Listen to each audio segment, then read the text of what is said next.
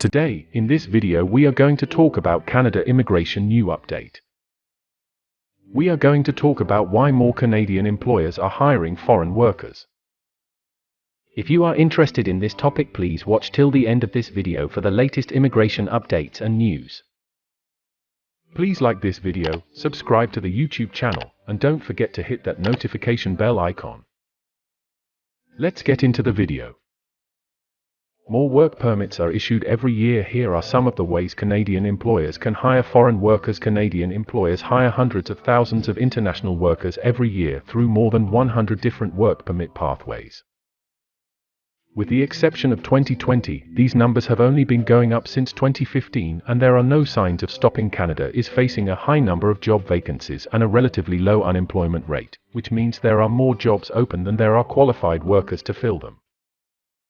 According to Statistics Canada, for every 100 positions in December, employers were seeking to fill an average of 5.2 vacancies, up from 3 in the fourth quarter of 2019.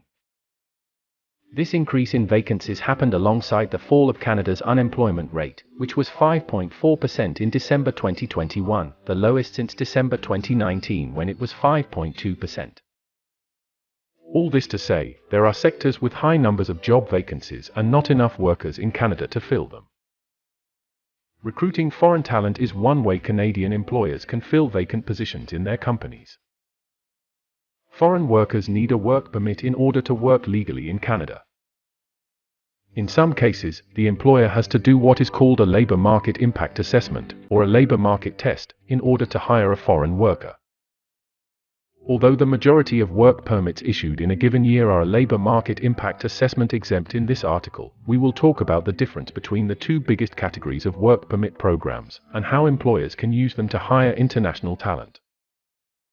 Labor market impact assessment and LMIA exempt work permits. There are two major work permit programs, the Temporary Foreign Worker Program, and the International Mobility Program. The major difference between the two is that the TFWP requires employers to get a labor market impact assessment, whereas International Mobility Program work permits are labor market impact assessment exempt. The TFWP is meant to address labor shortages in Canada. Employers must complete the labor market impact assessment process to demonstrate to Employment and Social Development Canada that the hiring of a foreign worker is due to the absence of suitable workers.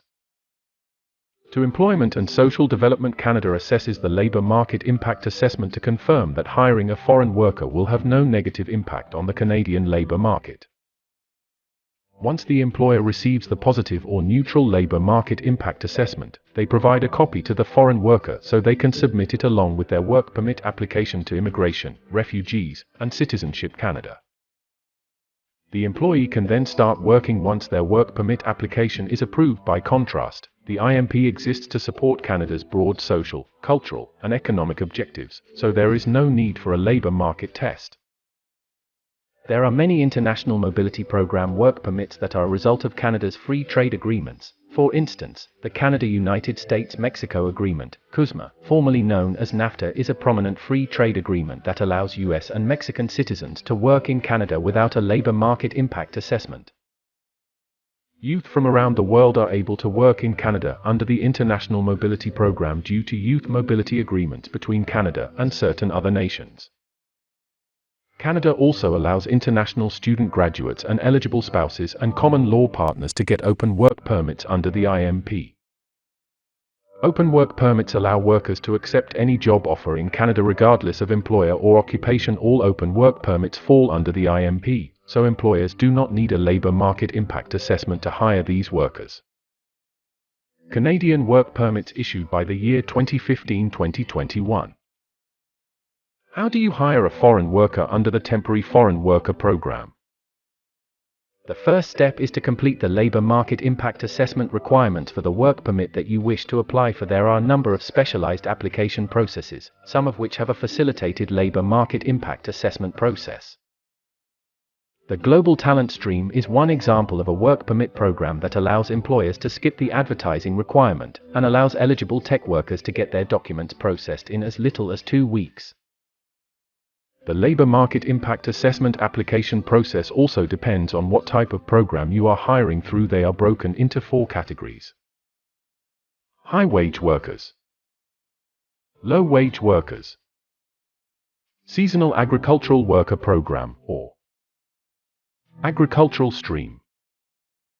Once you get the Labor Market Impact Assessment, then you can give a copy to your foreign employee to apply to IRCC. They will also need to submit a contract and a job offer letter, which should include information about their pay and deductions from pay, their job duties, and conditions of their employment such as hours of work. If the worker is approved, they will receive a letter of introduction. They can then get their work permit from a border services officer when they arrive in Canada. If they are already in Canada, IRCC will mail them the work permit. How do you hire a foreign worker under the International Mobility Program?